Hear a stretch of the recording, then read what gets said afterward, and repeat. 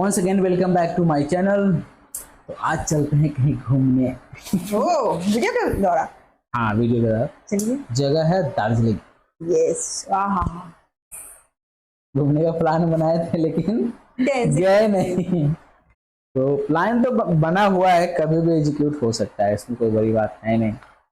चलेंगे, पहले वीडियो में देख लेते हैं फिर वहाँ चल के वीडियो के थ्रू। हाँ फिर वहाँ चल के आराम से मस्त लाइव शूटिंग करेंगे और फिर लोगों को भी दिखाएंगे। तो तब तक चलते हैं वीडियो के लिए। तो वीडियो का टाइटल है Darjeeling most beautiful place in Bengal, India highest toy train. वो टॉय ट्रेन देखते हैं, है ना मजेदार। वीडियो के थ्रू लोगों को भी दिखाते हैं। इस जगह पर पहुंचते ही आपको कुछ ऐसी आवाज आएगी। स्टीम इंजन भूत वाला साउंड। और क्या पता ये ट्रेन आपके साथ साथ ही चलने लगे। कहीं दूर इन पहाड़ों के ऊपर से झांकती इंडिया की सबसे हाईएस्ट पीक भी दिखेगी। और अगर रास्ते में आपको चाय की खुशबू भी आने लगे तो समझ जाइए आप वेस्ट बंगाल की सबसे खूबसूरत जगह दार्जिलिंग में है।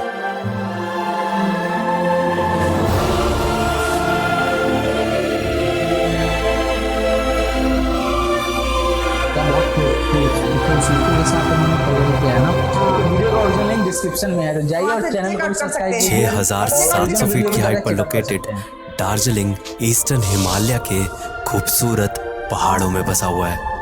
और इसकी खास बात यह है कि यहाँ इन ऊंचे पहाड़ों में भी ट्रेन चलती है और इसी वजह से यहाँ पर है इंडिया का हाईएस्ट रेलवे स्टेशन। और इंडिया की हाईएस्ट रेलवे स्टेशन है, मतलब इससे ज़्यादा हाइट पे कोई और रेलवे स्टेशन नहीं है इंडिया में। और सोचो इतनी ज़्यादा हाइट पे होने के बाद भी स्टीम इंजन है जिसके थ्रू ये टॉय ट्रेन ऊपर तक आती है। कोई और जैसे कोई डीजल का इंजन नहीं है, वो स्टीम इंजन है जिससे टॉय ट्रेन इतनी ज़्यादा हाइट तक आती है। इंडिया की highest railway Darjeeling Himalayan railways, जहां आपको आज भी सालों पुराने स्टीम इंजन बस ऐसे ही रोड पर घूमते दिख जाएंगे, जिनमें से कुछ स्टीम इंजन्स तो 100 साल से भी ज़्यादा पुराने हैं। और जिस ट्रैक पर ये चलते हैं वो इतना छोटा है कि समझ ही नहीं आता इतनी बड़ी ट्रेन सिर्फ इस 2 फीट के ट्रैक पर चलती कैसे है।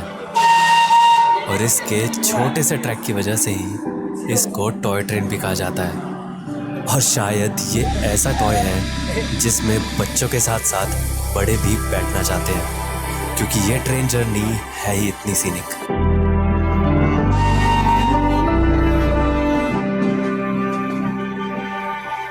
जैसे मतलब आप दार्जिलिंग में आएंगे तो आपको काफ़ी ज़्यादा एक हिस्ट्री वाली फील आएगी, क्योंकि यहाँ पे अभी भी बहुत सारी चीज़ें ऐसी जो बहुत टाइम से प्रिजर्व करी हुई हैं। यहाँ की ऐसी बहुत सारी बिल्डिंग्स हैं।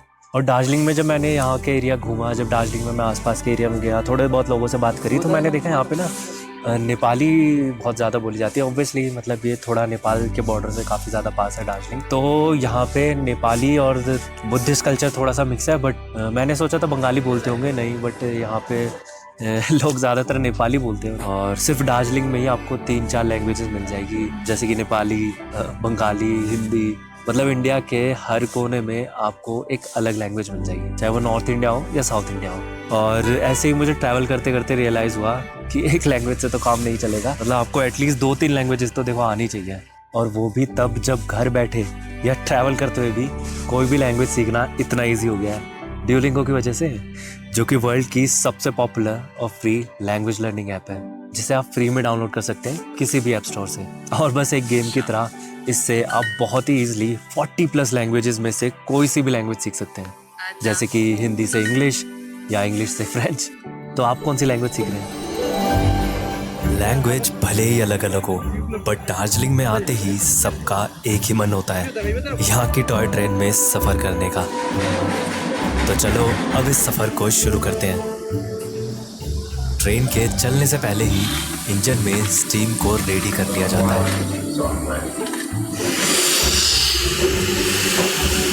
कर रहा है कि हम पहुंच जाए। अच्छा, यहाँ भी कोयला डालते हैं, है ना, और फिर भाप बनती है। भाप बनती है। आगे पानी डालते हो? आगे टंकी है पानी का। पानी की टंकी है। कितनी बड़ी टंकी है? वो 5000 लीटर आपको होता है। 5000 लीटर? 5000 लग रहा है अपने से कोयला 5 गुना ना। गर्म पानी गर्म होता है, जो कोयला था उससे भाप होता है स्टीम होके, यहाँ दिखाता है स्टीम कितना है, अच्छा डाउन होने के बाद नहीं चलेगी। अच्छा अच्छा। अभी जैसे 150 दिखा रहा है, पूरा टमाटर है। टनाटन है।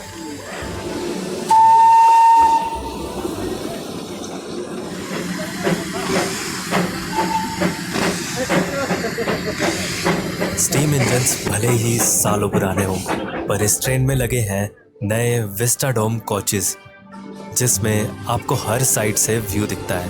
वो तो मिरर नहीं है। इस जर्नी में टॉय ट्रेन दार्जिलिंग से खूम स्टेशन की राउंड ट्रिप करती है। और क्योंकि खूम दार्जिलिंग से लगभग 1000 फीट ज्यादा ऊंचाई पर है, तो उसकी स्टीपनेस को कम करने के लिए इन दो स्टेशन के बीच में बना है एक लूप, जिसका नाम है बताशे लूप। और इस लूप में घूमकर टॉय ट्रेन इतनी ज्यादा हाइट पर भी आराम से चढ़ जाती है।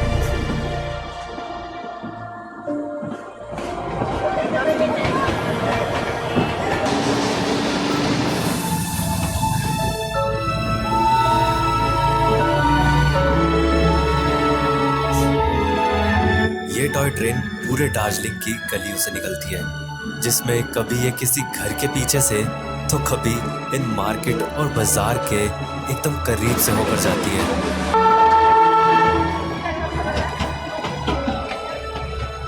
मैंने एकदम गली गली में चला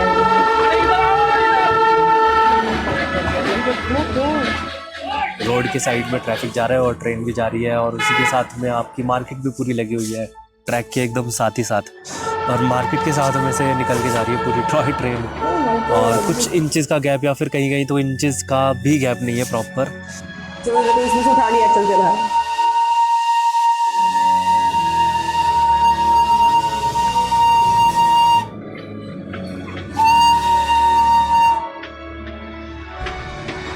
भैया इतनी पास से जाती है रोज ट्रेन? आपकी दुकान से इतनी पास से जाती है ट्रेन रोज? कोई दिक्कत नहीं होती?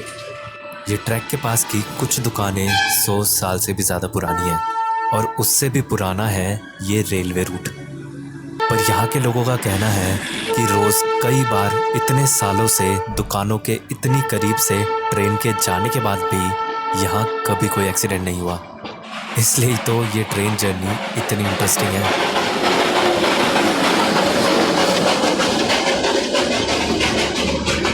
लंबा है। पर अगर आपको लग रहा हो कि इस ट्रेन से पुराना और फेमस तो दार्जिलिंग में कुछ है ही नहीं, तो ऐसा बिल्कुल भी नहीं है।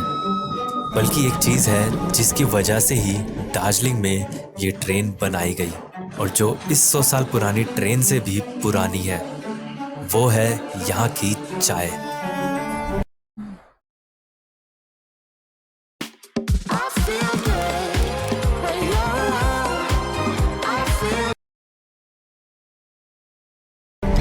ब्रिटिश इंडिया के टाइम पर अंग्रेज़ों ने दार्जिलिंग में टी प्रोड्यूस करनी शुरू करी, और यहाँ के इतने अच्छे क्लाइमेट और ऑल्टीट्यूड की वजह से ये चाय बहुत ही अच्छी क्वालिटी की बनी और जल्द ही वर्ल्ड फेमस हो गई। फिर दार्जिलिंग से चाय पूरी दुनिया में पहुँचाने के लिए ये दार्जिलिंग हिमालयन रेलवेज बनाई गई। आज दार्जिलिंग में हर साल 70 लाख किलो चाय उगती है, जो कि इंडिया में उगने वाली चाय का सिर्फ 1% है। पर दार्जिलिंग चाय अपनी क्वांटिटी नहीं बल्कि क्वालिटी की वजह से फेमस है। इसीलिए ही यहाँ की ज़्यादातर चाय आज भी एक्सपोर्ट की जाती है, जिसमें से एक तरह की चाय तो इंडिया की सबसे एक्सपेंसिव चाय में से एक है, दार्जिलिंग सिल्वर टिप्स टी, जिसके 1 किलो की कॉस्ट है 1.5 लाख रुपए। तो क्यों ना दार्जिलिंग की चाय को टेस्ट किया जाए। सोना चांदी डाला हुआ है चाय में। ये सभी होंगे। फर्स्ट फ्लश क्या होता है, सेकंड फ्लश क्या होता इसका है? टेस्ट अलग अच्छा अच्छा, फर्स्ट फ्लश स्प्रिंग होता है, सेकंड होता है समर। अच्छा अच्छा, जितना पत्ता छोटा होते जाता है ना उतनी स्ट्रॉन्ग होती है। अच्छा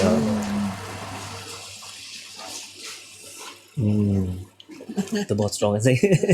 तो क्या बोलते हैं, वाइन जितना पुराना होता है मैंने यहाँ इतनी चाय टेस्ट करी कि मुझे यहाँ की चाय की आदत हो गई, पर एक और आदत हो गई जो शायद अच्छी भी है, ड्यूलिंगो से लैंग्वेज सीखने की। मैं भूल जाऊं बट ड्यूलिंगो याद रखता है।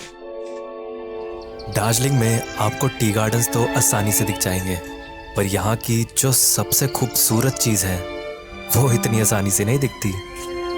यहाँ से दिखने वाली इंडिया की सबसे हाईएस्ट पीक कंचनजंगा। दार्जिलिंग में मैं एक हफ्ते से था, जिसमें से कई दिन मैं रोज सुबह उठकर बस उसके दिखने का इंतज़ार करता था। और सिर्फ मौसम का साफ होना ही काफ़ी नहीं, बल्कि उस पीक को देखने के लिए बहुत साफ विजिबिलिटी भी चाहिए, क्योंकि दार्जिलिंग में सालों पहले ही रेलवेज आ गई थी, तो आज दार्जिलिंग एक प्रॉपर सिटी की तरह है। इसलिए यहाँ की रात में भी दिन जैसी एनर्जी होती है। पर यहाँ से सिर्फ 15 किलोमीटर दूर मस्त व्यू अल्टीमेट।